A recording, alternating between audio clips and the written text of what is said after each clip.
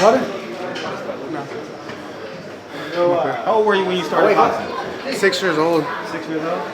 6 years old, and my first amateur I was 7.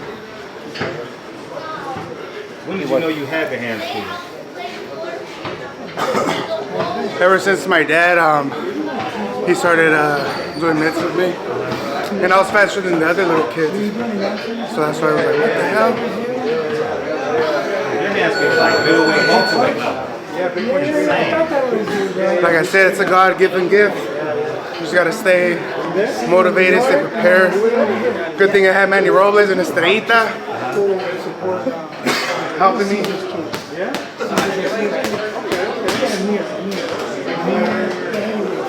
Oh, yeah. Amir Kasi or something like that, right? Yeah. You got another heavyweight on you, Manny. Yes, sir. Yes, sir. My arms are hurting. My shoulders are hurting. Shit. No wonder I can't sleep at night, right? How's camp coming? It's coming along great. I mean, we're done. We're just waiting on Saturday. But really much of it, we were done 2 weeks ago. We're just trying to stay right where we're at right now, and just taper down and the recovery and letting the body heal and being ready for Saturday. As you can see, he's ready to go. What sparring partners did you use for this camp? We used a few guys. We used a few sparring partners for this camp. Big, tall guys. Any noteworthy names? Good. Yeah, some up and coming talent, up and coming fighters. You know what I mean? We have the names written down on my notepad. We used quite a few. We went through a lot of sparring partners, so it wasn't just one or two. So we were fortunate in that aspect to be able to work with different guys and give us the work we needed for this fight. So yeah, cool. There's some news in the heavyweight division as of yesterday. Oh, all right. Yeah, what a shame. Performance enhancing drugs. What a shame. You missed out on all that money, right? Oh man, all that money, right down the drain, man. I mean, how do you fix that, right? I mean, you wish you could, but I mean, shoot. I mean, damn, I thought about that. It's like, wow, opportunity of a lifetime. Not only to make that kind of money, of course, but to fight for the world title and to not being able to stay clean. What a shame, man. What a shame. Has this ever happened to you on the training side? No, thank God it's never happened to me and any of my fighters. I try to keep a tight knit when it comes down to keeping my group nice and tight, nice and close, and knowing who I'm working with, the fighter, the strength and conditioning coach, myself, my coaches, and obviously like to know what they're taking and what they're not taking, what is legal, what isn't legal, and get professional advice. But don't just go ahead and take anything that might come back and bite you in the ass. So it's always, we try to keep it clean. Some, shit happens sometimes and you just don't know. But for the most part, no. I mean, it's never happened to me, and I don't ever plan on it happening. Knock on wood, man, knock on wood, right? But you know how it is. I mean, you just don't know. But yeah. Who would you want to see him fight? Ortiz, Dillian White? Who's this? You talking about Andy or? Joshua. Oh, Joshua now. I'd like to see him fight Andy. And we can get through this guy really quick on Saturday. That would be nice if we get that phone call. But no, I mean, who's out there? Maybe Ortiz. Ortiz, man, that might be a good fight. I mean, he gave Deontay Wilder a hell of a fight, so I don't see why he wouldn't be able to give Anthony Joshua a good fight. I see that. But then again, would Joshua want to fight Southpaw, knowing he's been preparing for a right-handed fighter, to be able to make that switch from one day to the next. So I think they're going to be looking for a right-hander, if anything, you know what I mean? But then you never know. You never know what they're thinking. So, but again, I mean, I'm still trying to get over the Baby Miller situation. So, to think about another opponent, it's too soon. But yeah, what a shame. What a shame. Man, that's securing your destiny, securing your future and your family's future. So there goes that. Oh, absolutely, yeah. And then he had a good chance at beating Joshua. You know what I mean? He's a big, solid, strong fighter. So you know, in the heavyweight division, anything can happen. Anybody can beat anybody in a good on a good given night. So you know, what a shame, man. I feel bad. I feel bad for the guy. Imagine how he must be feeling, right? Wow. Must be devastated. The last one on the line, May 18th, Deontay Wilder, Dominic Breazeale. How do you see that fight happen? I would rather not give my opinion on that fight. I was trying to pretend I didn't know what was going on. Yeah, I would rather not say. Sure. You know what I'm saying? You know, that's you know, it's a shame because we all look for that. We're all looking for that big. I mean, you know, Dominic's looking for. He's looking for obviously to get an opportunity to fight for the world title. Well, so do I. You know, I was looking forward to that too. I was looking forward to a shot at the title, and not only that, you know, he's going to get a nice payday. Well, that's what I work for too. You know what I mean? So it kind of sucks that you know things had to work out the way they did. It really caught me off guard. I wasn't really expecting that from Dom. No, definitely not. I wasn't really expecting that from Dom. But it is what it is. I wish him the best. You know, and you know, may the best man win. And how? Just called me out of the blue, you know, kept prolonging the situation. I wouldn't see him. Oh, you talking about Featherweight? Yeah, absolutely. Oh, shit. I wouldn't see him. No, I wouldn't see him show up at the gym at all. And then I'm like, I give him a call one day. What's going on, kid? You know, let's get back in the gym. Let's get back into the groove of things. I suspected some things, but I wanted to hear it from the horse's mouth. Well, yeah, one day I did. One day he, you know, because he couldn't, you know, hold back anymore. So one day he decided to call me and let me know. And you know, it is what it is. The rest is history. But, you know, welcome to boxing. I understand. I see. You know what I mean? I'm cool. I mean, thank God I'm busy. You know, I'm busy. I'm at the gym. I got Andy. I got other fighters I'm working with. So I'm very busy. The phone hasn't stopped ringing. So thank God for that. And as long as, you know, I'm able to stay healthy and you know, be in the gym every day and it's never been about me. It's always been about my fighters. So as long as I continue to do that and to make it about my fighters and never make it about, you know, something personal, being me, I'll be okay. You know what I mean? Just keep working hard, keep showing up, staying positive, surround myself with positive, and that's it. You know? Moving forward, let's get off this subject. Yeah, right on. Good. How would Good. you break down Wilder versus Joshua? Who wins that? Oh man, you know what? I've been there with Dominic Breazeale when he fought Anthony Joshua.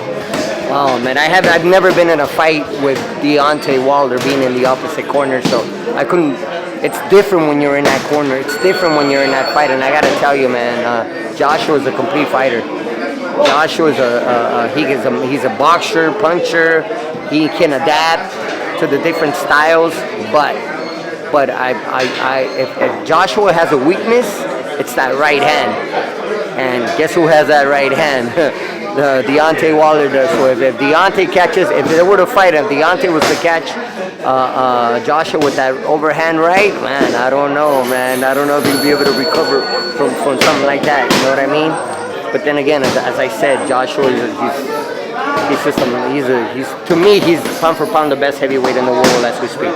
Absolutely. What did you see in him in that fight? How many rounds? I think it went 7, if I'm not mistaken. It went 7.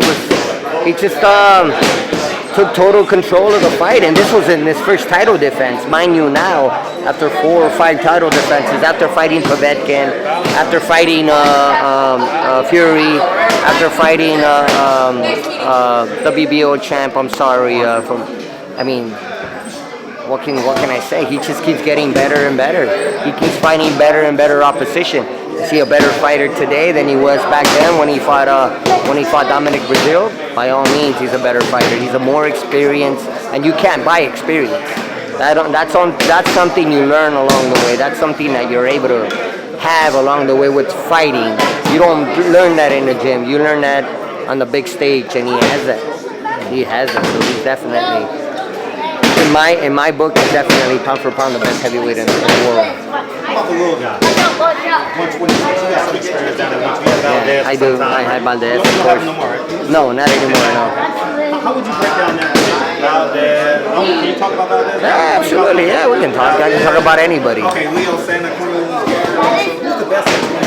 Nobody's doing nothing. You know, I gotta go with Gary. I gotta go with Gary Russell. I just wish he fought more often. You know what I mean? He made that's it. Deontay. Okay, great. I mean, I just wish. Yeah, you know what I'm saying? I mean, once a year. I mean, that's not gonna do it for you. You guys gotta stay busy. You gotta be passionate about what you do, and a fighter wants to fight. You ask any fighter, man, they want to fight.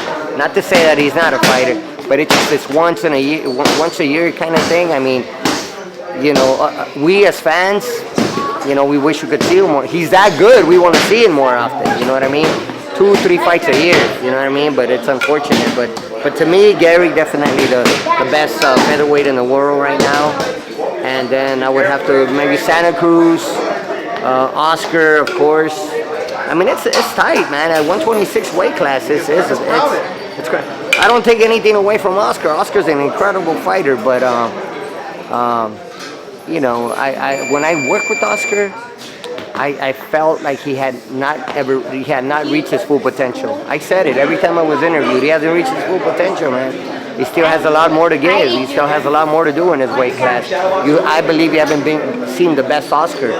Now, we just have to wait and see if his new coach can bring that out of Oscar, can bring the best out of Oscar, and we won't know until, you know, in due time. So, yeah, it is what it is. You know what I saw in Oscar? What's that? I saw like a shooting star, and I don't know who y'all fought in Arizona. Yeah. He got knocked down in Hennessy Arizona. Cervania, yeah. Hennessy And I Cervania. said, the boxing life is left in his body. I was watching on ESPN that day, and I said, it will never be the same again. It was something in my heart. I don't know if you saw it. I don't know if you can speak on it. But I followed Oscar from yay high up. I saw something leave his body. I mean, I don't happen to think so because he came right back after that fight when he fought Scott Quigg with the broken jaw, former world champion. The guy didn't make weight, you know. He was you know, at the time of the fight, he was way up there, you know what I mean? Because he refused to get back on the scale the next day. He refused to make the weight, but it wasn't up to me to take that fight. It was, you know, you gotta have to speak to some other people in reference to that because I didn't approve the fight. Somebody else did, and I won't mention any names, but that wasn't on me. I took a lot of criticism for that. You know, why did you take? Hey, listen, it wasn't up to me. I'm the coach. I wasn't the one to make the call. Yeah, he was the main event. I wasn't the one to make. I wasn't the one to make the call. But listen, somebody else might have not taken the fight. Yeah. It was a big stage, big payday. You know what I mean? And the rest is history. You saw what happened with the jaw.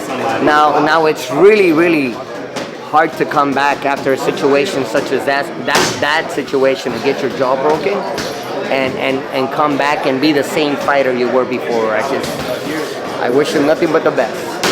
Nothing but the best. Very. He had all that. Yeah, you know, right.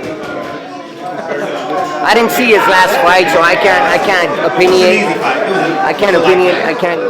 I didn't see, you know, I didn't see his last fight, and obviously you would do something like that with Oscar after being in a tough fight with Scott Quigg. I just wish we had that prior, because unfortunately Oscar was in back tough fights, and you know, you war after war. That takes a lot out of you, man, and you know, so obviously. It's a little too late for that now, you know, with after what happened with the jaw and then the last opponent. But again, as I said, I'm the coach, man. I don't make the call. You know what I mean? There's other superior people outside, so you know, it is what it is. But I wish him the best, man. That's my boy. And God bless him. Either way, knockout or decision, man. We're ready to go the distance. We trained for 10 rounds. We didn't prepare for 6, 7, or a knockout. So if we get the knockout, great. If we get the decision, so be it. It's not winning, it's how you win. So we plan on giving the public a good show. And, you know, one way or another, we're going to walk out with that victory. My last question. The first time you did mitts with him, I haven't seen him in 5 years. I haven't seen Andy. Yeah. And I look up to him now, he looks completely different. His shoulder line looks amazing. He didn't even shake my hand, he just shook your hand. With the kid. That's okay. But were you pleasantly surprised that everything What was your reaction on the video? He's a better fighter now. It's been almost 2 years since I started working with Andy, and he's a much better fighter now. Why? He's in the right place. His head is in the right place. He's in the right state of mind, and that matters.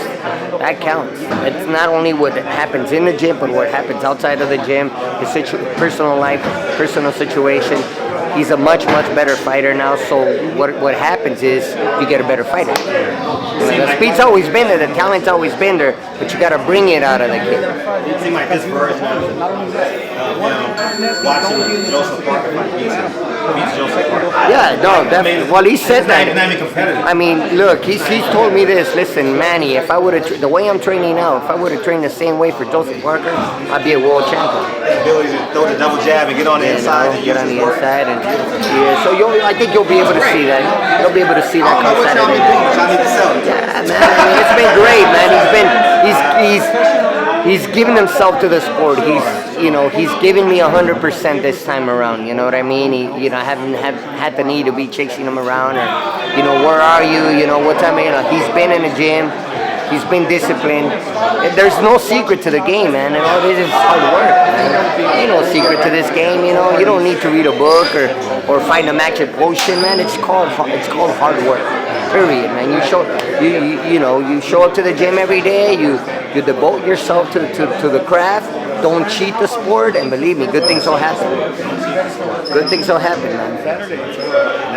Thank you. Thank you so much. You may not remember, but I interviewed you on the